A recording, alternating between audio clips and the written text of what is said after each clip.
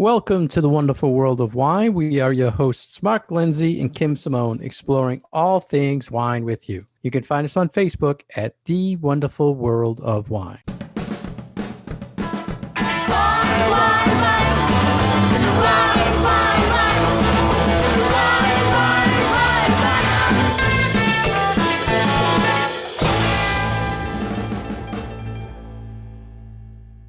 Hello again, everybody. Hi, Kim. How are you today? I'm good, Mark. How are you? Everything is great. Always nice to see, we're on the nice same page already. Visit with you either virtually or in person, and talk to all of our listeners about all the happenings in the world of wine. Yeah, we love talking wine and finding different things we hope the listeners find interesting.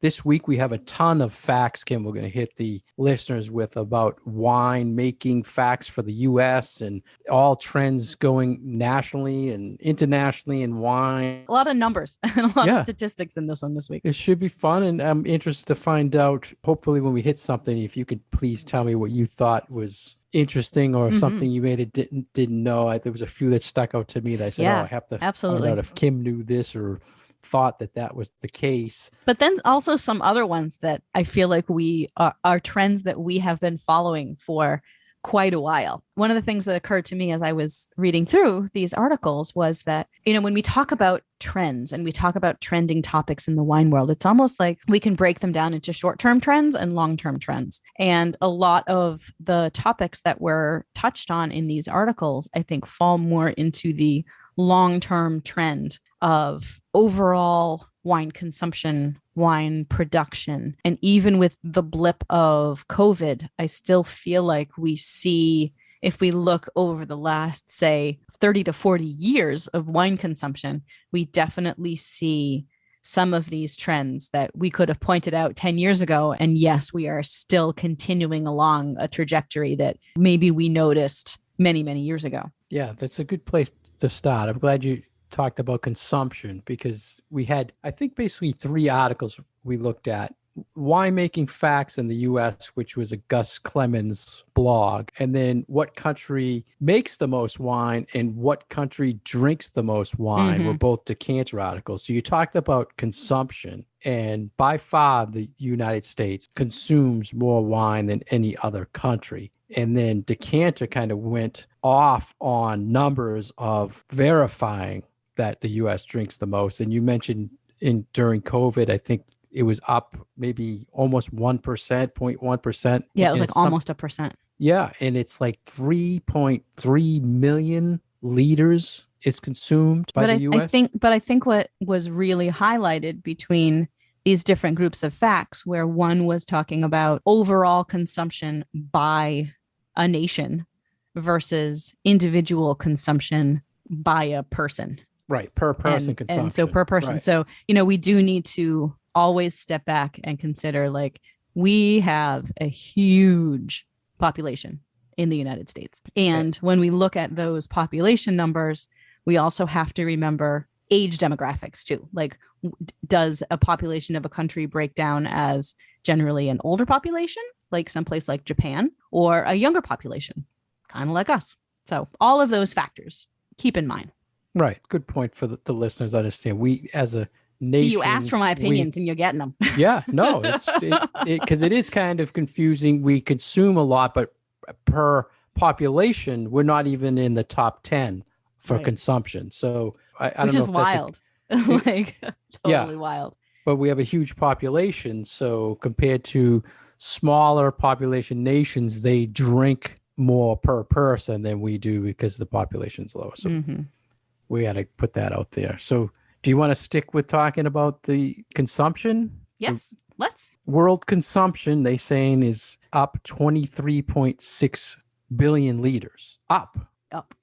That's huge, right?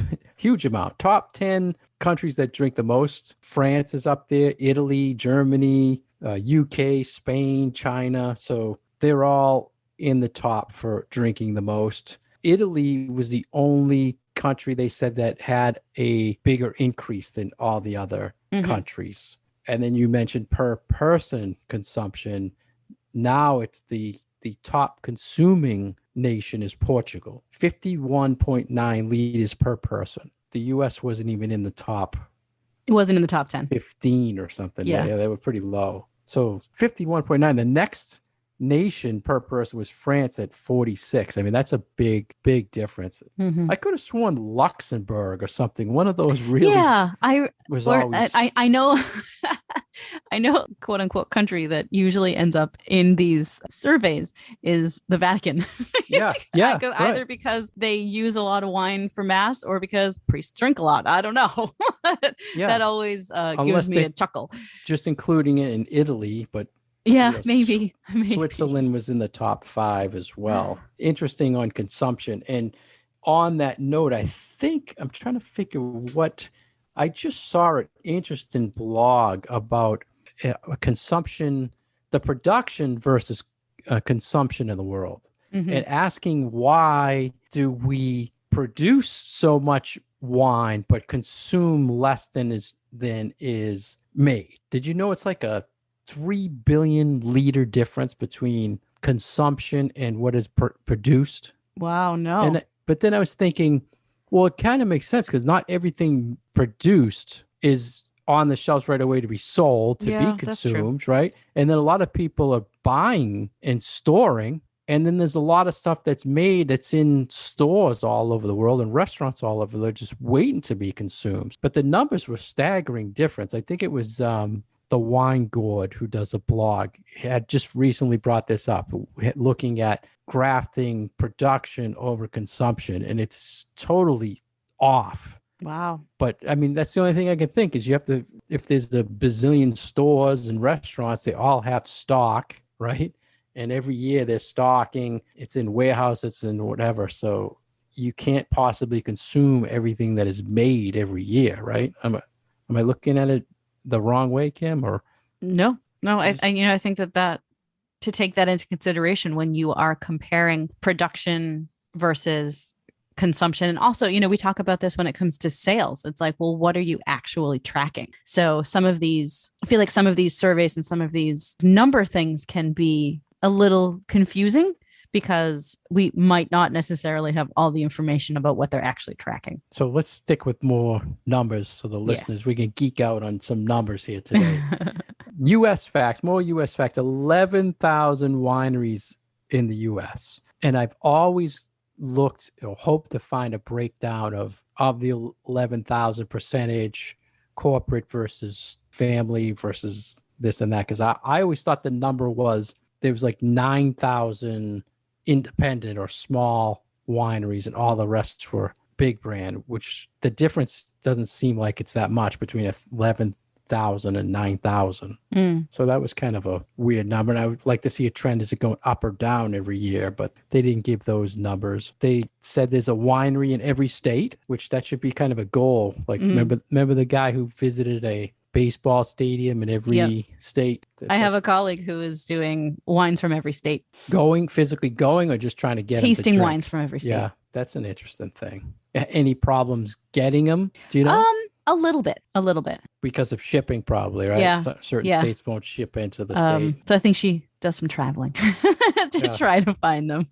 That would be a goal, just to try to get something from every state. They said there's 1 million acres of grapes in the U.S., and the grapes are the highest value fruit crop in the United States. Well, I can totally see that if you're turning grapes into a product like wine that then can command such a higher price point than the actual fruit itself, because, obviously there's not only the labor that goes into turning it into wine, but then there's also the aging time and, frankly, the quality of what is in the bottle and the cachet possibly of that bottle. So there are all of these things that can add dollars onto that original little grape picked from that vineyard. Yeah, they said 7.5 million tons of grapes. That's all grape, wine and regular produce, right?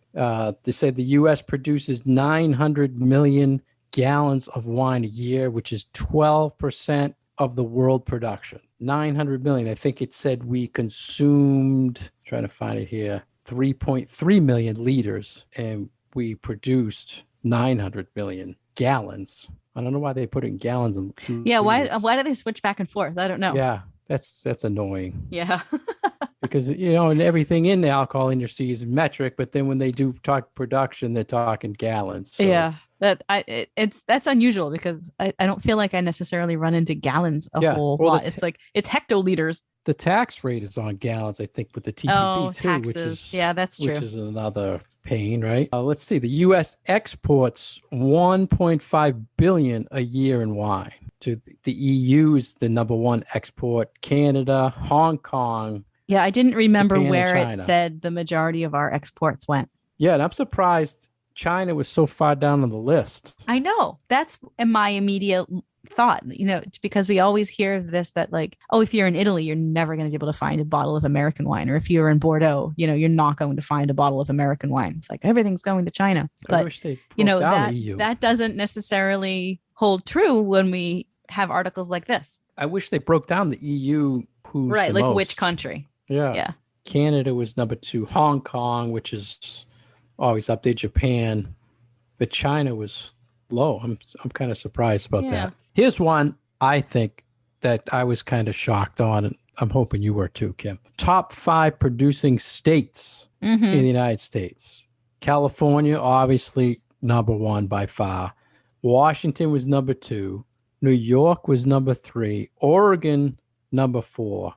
And the 5th one I was shocked on, Texas. Did that surprise you? No. Going back to what I was saying about looking at long-term trends versus short-term trends, we have been seeing Texas on the horizon for so long that now it's finally burst through the top 5. And I am absolutely not surprised that Texas is in there. And we've seen so many articles recently saying the things trending in Texas, regions in Texas, everything else. And we had a guest on the show from Texas talking about Texas wine. So it's moving up there. And I'm trying to think who was in that spot before that we would think it was a Virginia or I think Virginia. But I think Texas has taken over. And then they said the top 5 for most wineries, top 5 states were also the same 5 we just mentioned for top producing. Had also the most wineries: California, Washington, New York, Oregon, and Texas again, with top 5 with the most wineries, which is interesting as well. No, I mean, people. Yeah, I mean, it would. Oh, right. I mean, 10 wine companies produce 75% of all U.S. wines. 10 wine companies, which is interesting. But you harp on this all the time. Yeah, but 10 wine companies produce 75%. I was always told like the top 2 are producing 50. So I guess that means 8 of them are only producing 25. Maybe. Yeah, that's wow. Yeah, 50 companies produce 90% of all U.S. wine that is sold. 50 companies, 90%. So there's my 90% number. 50 companies. Wow. I know, those numbers kill me. Gallo is the world's largest wine company, the world's largest, who we have here in the United States. And Wine Group is number 2, and they sell, Gallo first sells 100 million cases a year. The second largest wine company in the United States, Wine Group, sells 51 million cases. So pretty much half the production for the number 2 company. That's pretty crazy. You don't sound surprised, Kim. No, not at all. No. No, this was one of the ones that I read that I was like, yep, that works. Yeah. I'm not surprised by that at all. No, well, that's all the numbers I think I had, Kim. Did you have anything else on the facts you think you want to hit on? Or see, I was interested in more of those looking at how big is the population versus how wine consumption per capita. And I just always find those numbers to be so interesting. And I almost feel like sometimes that ties in with those numbers for production that we seem to see every year. And it's always like this back and forth between this year it's Italy, this year it's France, this year it's Italy, this year it's France. And to see and sort of juxtapose the production numbers versus the consumption numbers. And this downward trend of wine consumption in these countries that we consider to be if not the homeland, then, at least the cultural epicenter of fine wine, and to see how consumption has been decreasing over the last 30 to 40 years or so. And, with changes to culture and the age of the population, and why is it that the younger generation isn't drinking wine like the older generations were. And I find looking at that number from year to year to year very interesting. Yeah. And on your point, Kim, they mentioned the top producing countries, France, Italy, always switching 1 and 2 always every back and year. forth. So it's France, Italy, Portugal, Spain. They said those countries alone, their consumption has dropped 50% in the last 50 years. Yeah.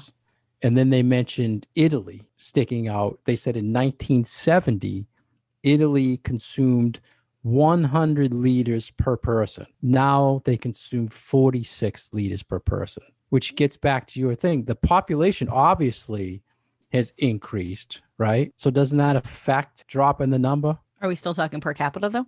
Yeah, that's what it said. A consumption per person, they said, was 100 liters per person. I guess it's it's the same. They're still doing a per capita. Yeah. So it doesn't matter. No. So but there are, I'm sure there are many factors that play into people drinking less. What are they drinking? When are they drinking? Is it less with meals? And then, it used to be everybody had a glass of wine with every single meal.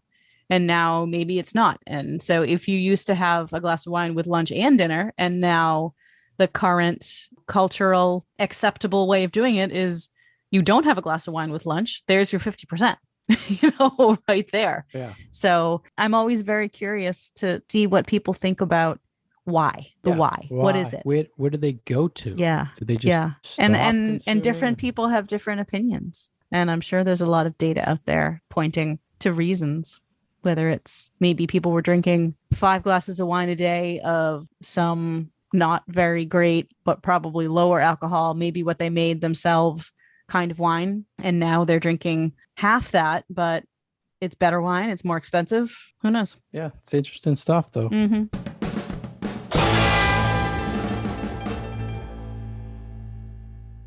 You're listening to The Wonderful World of Wine, and we are your hosts, Mark and Kim. You can find more information about Mark on his website, franklinliquors.com, and more information about myself at commonwealthwineschool.com. And as always, you can find us on Facebook at The Wonderful World of Wine. The next article we want to talk about today is also from Wine Enthusiast magazine, and it's one that I'm sure that Mark and I both have a bit of experience with, because it is called The Power and Provocation of Raising Kids Around Wine. And this focuses a bit more on folks in the wine industry, either winemakers or wine sellers like ourselves, but then it also does touch a little bit upon the idea of when you are raising kids, how do you deal with the topic of your own consumption and alcohol in general around children. So I'm sure that you have some different perspectives than I do on this, Mark, since your kids are a fair bit older than mine. I'm very curious to see how you and your wife raised your kids with alcohol being part of the equation. Yeah, I kind of want to go a different direction, Kim. I want to get your view on raising your younger children, because I didn't have the opportunity. I wasn't in the alcohol industry raising my children. So I want to kind of talk to you about how you're raising your children as you're in the industry. But my side I want to use is I grew up in the liquor industry. So when my parents, so you have the perspective of being a kid in a family that so I'm the alcohol kid was the versus business. Right. And I want to talk about raising kids around wine and also exposing, bringing that all in and just getting feedback from you. I know you like exposing your kids to new things, food or better. I'm thinking when you're having wine or you're talking about class you're doing, you're telling your kids about it, correct? Correct. And what's your view? Because I've seen people that totally freak out even bringing their kids into a store with alcohol, thinking it's illegal to the point where, you can't have your kids in it. They can't touch it, all of that. So I'm really excited to talk to you and get your feedback on this? So, along with a lot of the ways that we parent, my husband and I are fairly liberal when it comes to these sorts of topics. So, yes, you are correct in that we try to encourage our kids to be very curious about the world around them, whether it's the books that they're reading or the activities that they want to try out. You know, if there's an instrument that they want to play, it's like, hey, let's try it. Or if do you want to take out this paint set and see where you're going to go with, you know, painting some things. Let's see if that is something that brings you pleasure. So food has always fallen into that category with us too. So we have never been the kind of family that makes grown-up food for the grown-ups and kid food for the kids. Everybody always ate whatever everybody else was eating. Not obviously when they were infants, but from, I would say, 14 months up, our kids always, and like probably single parent out there, were difficult years in trying to get our kids to eat what we wanted them to eat. But once we came out the other side of the toddler years and into the school age years, we discovered that we have kids who are willing to try pretty much anything. Now to the point that if this just happened this past weekend, we went to a festival that had a food truck, and it was a food truck that was Caribbean food, not anything that my children have ever had before. And one kid said, I'm going to have that. And the other kid said, I'm going to have that. And they had never tried those things before, but they were completely unafraid to try something new. And I feel like the way that my kids eat, patting myself on the back here a little bit, is one of my, if not my best parenting win, because I feel like I could take my kids anywhere, to a restaurant, to a different country, to somebody else's house, and they would happily and enthusiastically try whatever it is that is being offered to them and would be happy with it. So we have always been that way when it comes to what we eat and also what we drink. I mean, obviously we don't let our kids have the martinis that we're drinking, but we've always been very open about this is something that we consider to be part of the meal and part of our culture, either, you know, who we are as a family, or because it ties back to the Italian, Irish, French part of our heritage. So we always drink wine with dinner, and it's always just been kind of a thing. And we talk about pairings, and we talk about flavor, and we talk about all of those things beyond that. Alcohol is something that can get you buzzed and tipsy. Like, we talk about that part of it in a way to make them aware that this is something that you need to be careful with, but you also need to be careful with your sugar intake. You also need to be careful with your caffeine intake. So we're hoping that we're passing along the lessons to the kids that all of these things, if consumed in excess, can be very dangerous to you and then to other people around you, depending on what your behavior is. But in moderation, and if you're smart and if you're careful, these are things that can be a part of a balanced life. So I hope that that is how we can pass along that knowledge to our kids, and that when they get to college, they won't be absolute idiots when it comes to, right, you know, their first semester of partying. So, I mean, they're exposed to alcohol, but it's almost, from what I'm hearing, Kim, it's almost like it's a cultural experience that you're expanding on with, same way with food. I think what we're trying to do is make it normal. And that kind of ties back to there was never kid food or grown-up food. Like, if you only give your kids chicken nuggets and French fries until they're the age of 5, then that's what they're going to think food is. They're not going to understand that all of this other food is also normal food. They're going to see what they eat as normal food, and all of this other stuff is weird. But if normal food is always what everybody has been eating, like just all that stuff, we eat everything, you know, we're not really confined to one particular type of cuisine, or, you know, I like to experiment when I cook. I kind of feel like it's that way with alcohol. You know, if it's around them, then they're not going to make idiots of themselves because they haven't ever been exposed to it. And it's been this taboo thing that it's like, oh, now I'm in college. Now I can drink beer, even though it's still illegal. It's like, my kids are like, yeah, it's a beer. Okay. They'll have a sip and they're like, yeah, that's fine. Whatever, you know, completely not interested. So I'm hoping that it doesn't flip on us. And I know that there are studies both ways, that there are studies that say that kids who are raised this way have a better chance of not getting themselves into trouble. But then there are studies that show the exact opposite, that if you raise kids to have an acceptance of alcohol, then it's going to make them more prone to having drinking issues. I don't know. My jury is out because I feel like there's such conflicting information out there. Yeah, and that's what the wine enthusiast article was saying. People that are in the industry and they're always exposed their children to alcohol and wine. And they had a doctor that said it's better to discuss alcohol with children and teens, better than hiding it or sweeping it under the rug. Or I think people who have been affected some way in their lives with alcohol, no matter what, won't look at it this way because they've been hurt by it. Right. And I understand that.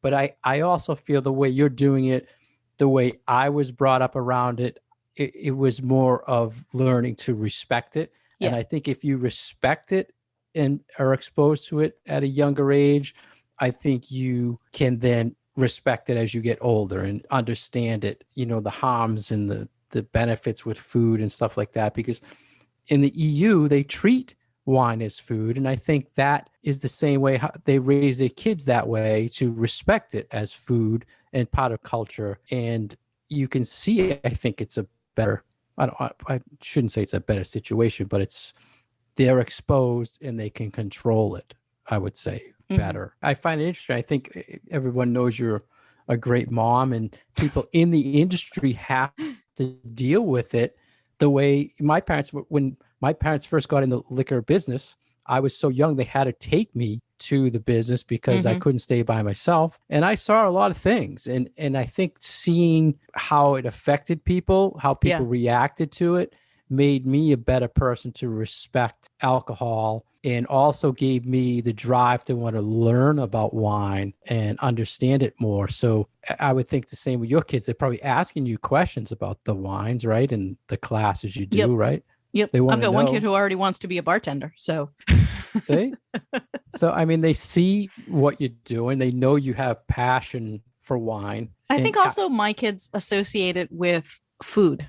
Right. They associate it, like it goes hand in hand with culinary and with cuisine. And so it's not necessarily something that is separate from how we eat our meals, because a lot of it is tied in with how we eat our meals. And I think that the way that I talk about it, where it's, we talk about the flavors and we say like, this has acidity, makes your mouth water, like that kind of thing, where you can have those same conversations around food. So whether you're having a sip of Sauvignon Blanc or whether you're having a teaspoonful of good balsamic vinegar, you can equate those food sensation kind of things and think that makes people better cooks, but also just aware of the flavors that are around you. But back to what you said about, being respectful about it and understanding that there are pitfalls to alcohol because it is a drug and your reaction to it is going to be different than somebody else's.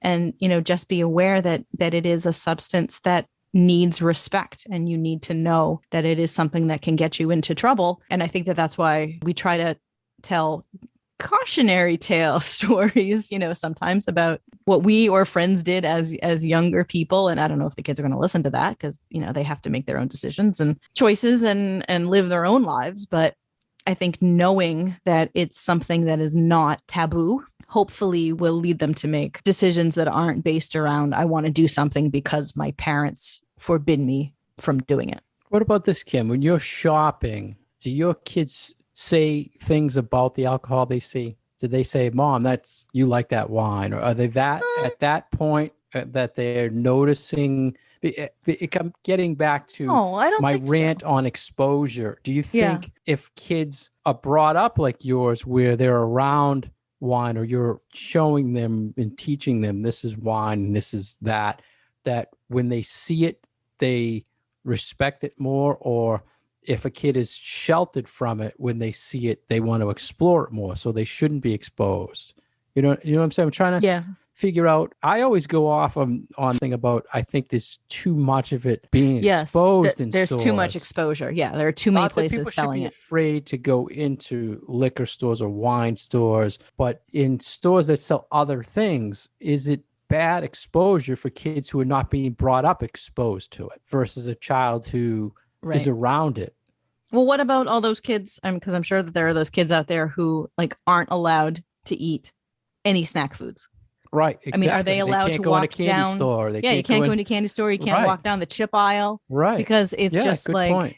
all of these things around you that are just tempting you with the things that you cannot have. Good point. For me, Good it was point. sugary cereal when I was a kid.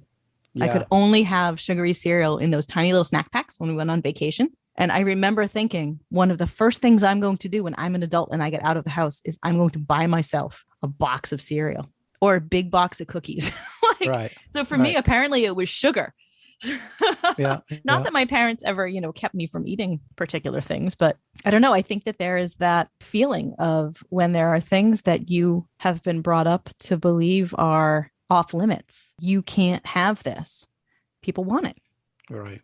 especially when they're, 17, 18, 19 years old. Then you The get brain's people not fully the developed at opposite that point. So you have opposite views with people. All as long as they're with me, it's okay, that type of thing. But it's not really. They're not being brought up around it. They're probably tasting it before they should. They're exposed to it that way a little too early. We've all had that relative who wants to put the wine on the baby's lips and stuff like that. But we're talking the whiskey something on more the gums for the teething, that one. yeah, but that's totally different than telling a kid, yeah, as long as you're in my house when I'm home, you can have it. Mhm. I think that's a different type of reason to respect it than the one like you, where it's a more of a culture thing to me, Yeah. the way you're doing it. So my husband was he was raised in a bit more of an Italian family than I was. And once he was like, I don't know, 7 or 8 years old, he was allowed to have a tiny little glass of red wine with his pasta. And so he wanted to implement that for the kids when they were 6, 7, 8, whatever years old. And he tried a few times and the kids are like, yeah, no, I don't want to drink that. So they're like completely they've been offered it and they are like, no, thank you. Wow. Like maybe take a sip and be like, I'm done. Even watered down, because we water down. It's like water down your Chianti. They're like, yep, nope, not a thing for me. So I don't know.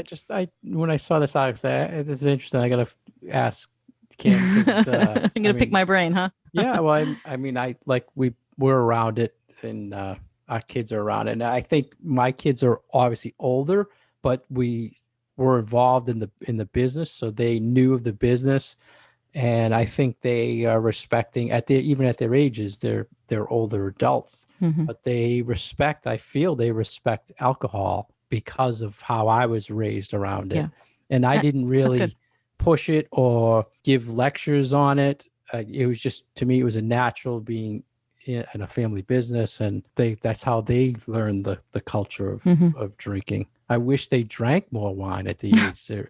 I'm always bringing things home and we'll say, my son, hey, try this. It's so special. It's from here. It's this and that. There's only so much of it out there. Like, yeah, okay. No thanks, Dad. but interesting. Another interesting one. And you've heard horror stories of people who are in the business and for some reason or another, they can't be around alcohol anymore because of health reasons or abuse reasons. So there's all sides of this. Yeah. I have to say, though, it has opened the doors for mocktails for my children. So they might not be able to get creative with the same ingredients that I can get creative with, but they've done a really good job of making a whole bunch of juice things and sodas and herbal infusions and stuff like that. So they're able to be creative where I would be using some spirits. They're doing a really good job of making non-alcoholic fun drinks. So I'm really proud of them for being able to pivot and be creative with those things. Huh? It's a good point to bring up to the listeners because there's so much non-alcoholic products out there. Yeah, there's a lot of cool stuff out there. That, hey, they want to try wine, you can get a non-alcoholic wine. Yeah. So if you don't like the flavor of that, you're not going to, like the flavor of wine with alcohol. Right. So yeah, and I mean we do a couple of dry months a year, and so it's like woohoo, it's mocktail month. So we kind of have fun with the creativity of it. So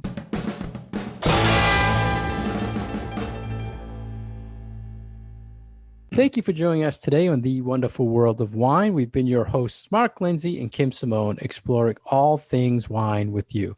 To get more information about Kim, go to her website, commonwealthwineschool.com. For more information about myself, please go to franklinliquors.com. You can find all our past episodes on SoundCloud or iTunes, or any of the podcast sites. Just do a search, The Wonderful World of Wine.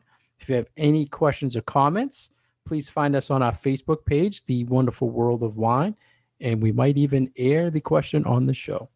Cheers. Wine.